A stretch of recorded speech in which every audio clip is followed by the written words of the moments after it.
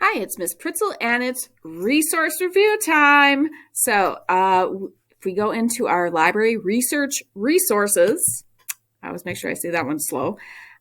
This is EBSCOhost. Now, EBSCOhost is a database that's actually provided to all state and libraries. So, school libraries, public libraries. EBSCOhost is part of BadgerLink, which is provided by the DPI. So we've kind of reorganized this because you can click to see all databases, but there's medical databases on here and business databases. So it will slow your search but I'm going to be honest, it doesn't slow the search that much. So you can choose which databases you want to search, or you can select all. I'm just going to do Mass Complete.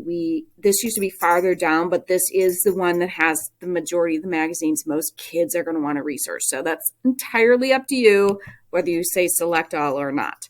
So now I'm going to put my search in. Now, I picked a topic I read a book over break. It was actually very good, but it's not like a happy book about girls who self-harm. It was a fiction book by Kathleen Glasgow called Girl in Pieces.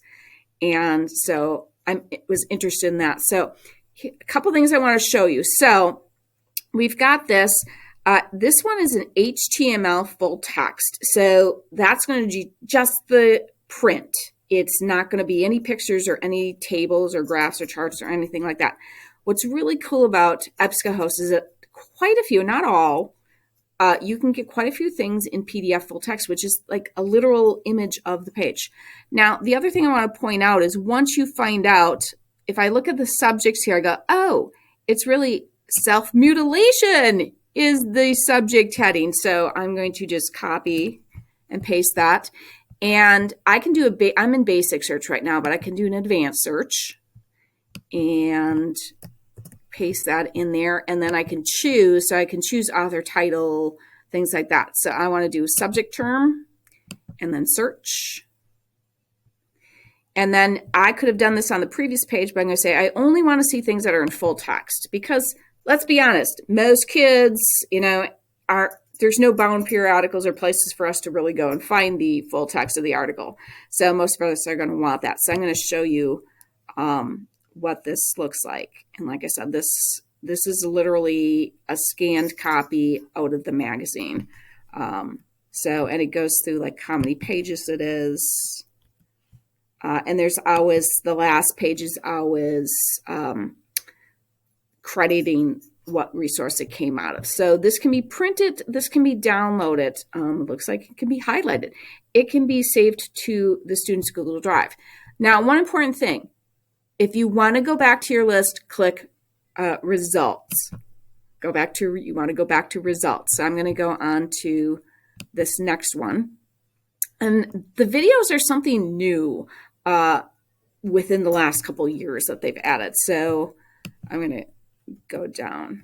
So you can see that here are the images, the graphs, and everything. So you can see that the full text is really a nice thing to have. So once again, this is EBSCOhost.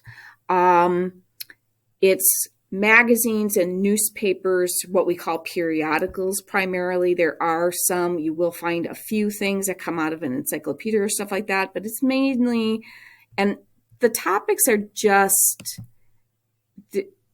like I said, because it's newspapers and magazines, you are going to find so many things. So you can start out with your basic search. And like I said, I teach kids about refining their searches. And then, hey, you can do subject terms, you can do author and things like that.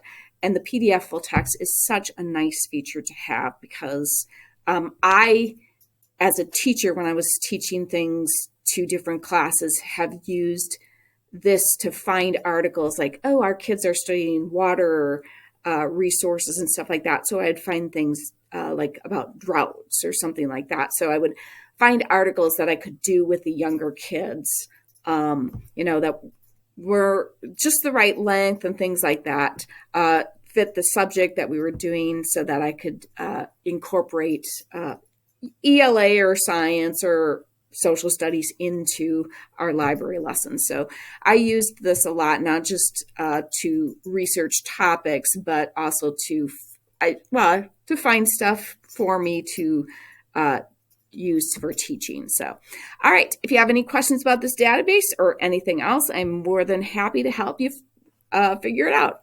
Have a fantastic day. Bye.